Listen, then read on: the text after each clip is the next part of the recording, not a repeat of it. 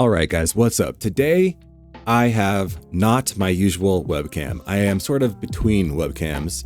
I returned my better one, so I'm using this one in the meantime. It's not the best. I've got my eye bloodshot for some reason. I don't know why. I've got some acne going on, but hey, that's where we're at. But that's not the point of this video. I digress. Today, we're going to talk about how to get good at speaking on camera and being comfortable with it, okay? And this method isn't something that I created or conjured myself. This is from some video I watched months back, and I thought it was a really good, interesting idea, and I thought I would share it with you.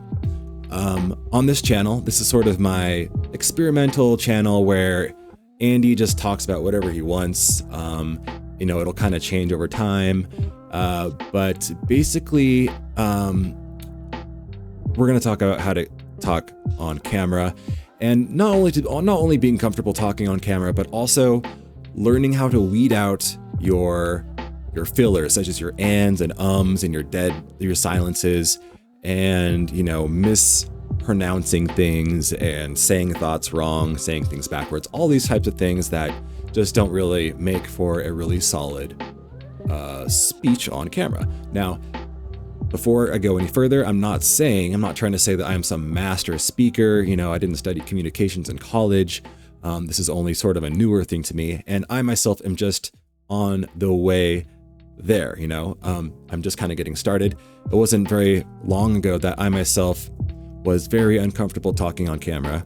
And let's talk about that really quickly, because talking on camera is very strange. It's very weird. And I've seen people who are very good natural speakers have issues talking on camera just because it's so unnatural. You're not really like, there's no one else in this room I'm talking to. It's unnatural. It's not really human, you're just to talk to yourself. So it's a little strange. It's a little unnerving. You get in your head, about what you're going to look like, oh, did I say this wrong? Does my hair look weird, or am I wearing the right shirt?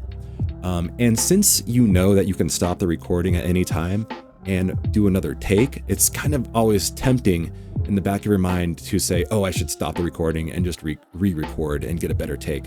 And if you're not careful, you'll end up I've done this a million times where I'll be on like take 20 because I keep just telling myself, oh, I'll just redo it and get a better take. But in reality, you need to kind of just have the mentality of, you're gonna get it all done all in one. Otherwise, you can get caught in that loop. Anyway, so I'm not the master speaker. That I'm just trying to get there, and this video is sort of a documentation of me taking baby steps to get there. So the advice I saw in this YouTube video was basically, it was a YouTube video explaining to new YouTubers and how to speak better on camera, and this guy's method of how to get better. And he recommended, basically what he said was, every day you get up in the morning and you get out your camera. You can just use your cell phone, and you have the camera pointed at you, and you hit record, and you just are to free speak about whatever you want, talk about whatever you want into the camera, nonstop for 10 minutes, okay? Even if it's nonsensical and it's not some, it's not going to be some really like well formatted, like perfect speech. That's not the point. The point is just to kind of free flow speak for 10 minutes and hit stop at the end of 10 minutes. And then what you do is you rewatch that video and you analyze yourself. There's so many things when you go back and watch the video of yourself. Have you ever listened to yourself like on a recording? Say if you're a little bit older, like my age, in your 30s, you might remember like voice message recorders on phones. So someone would call your home line and leave a message. Well, anyways, eventually you would hear your own voice through these recordings, and you would always think to yourself, that's what I sound like? I had no idea that that's what I sounded like, because we all hear our voices come from inside of us, so it sounds different, right? We have a different idea of what we actually sound like compared to what people hear us as. Anyway, so that can, when you actually hear what you sound like in a recording or when you're rewatching these videos, it can take you by surprise, and you might think, wait, is there something wrong with, there's no way, that's not what I sound like. That sounds really weird, or I sound way more nasally than I thought. I think a lot of times, since, you hear your voice coming from inside of you, and you have all the vibrations of you speaking, like vibrating through your body, you get a lot more bass. You sound deeper to yourself than I think you do to other people. I think that's kind of I might have just made that up, but that makes sense to me. And when I listen to my voice on recordings, I always sound higher pitched, like a little bit more nasally. You know what I mean? Anyways, so you might hear that and kind of shrink back and be, feel embarrassed, get anxiety about how you sound. Anyways, we're always our own worst critics. So take that with a grain of salt. But to make things short here, it's easy to point out your flaws in your speech when you go back and really pay attention, really listen to it.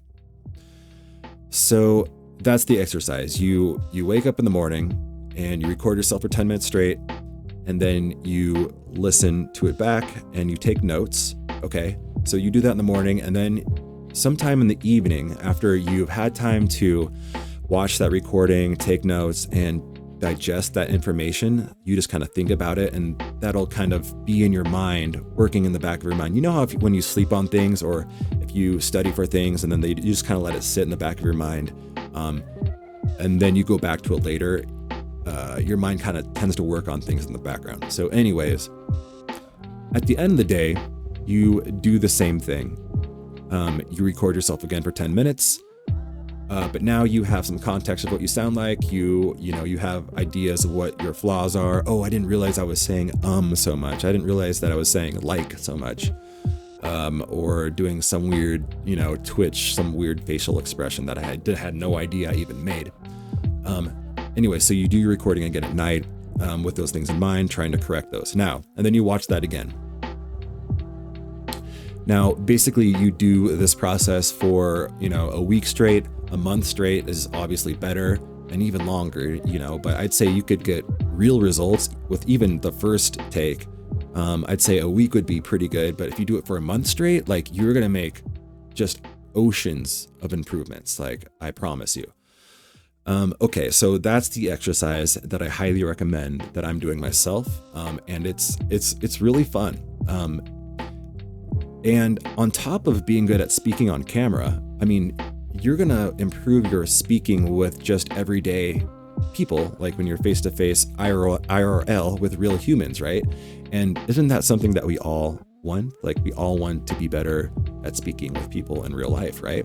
And there's so many things that you may want to improve on in your speaking that you would maybe go your entire lifetime without ever realizing, unless you did a project like this. Because, even our closest of friends aren't really going to sit there and just like nitpick our speaking, because people just don't do that, So, this is a powerful tool, not just for speaking on camera, but just in everyday life. It will help you power through. And also, if you're, say, a more reserved person, maybe, you're the last person that you would ever think to be in a public speaking situation. This is a great exercise for, because this is going to improve, things at your work, probably, maybe things with your partner, because you can iterate what you're trying to say more clearly and get get what you're thinking across more efficiently. So this is going to empower you in all walks of life. So very, very important. What else was I going to say? Oh, the whole talk for 10 minutes nonstop thing, that like free flow. Now I lose my train of thought. But speaking for 10 minutes straight nonstop is a good exercise, because it forces you to basically do exactly that.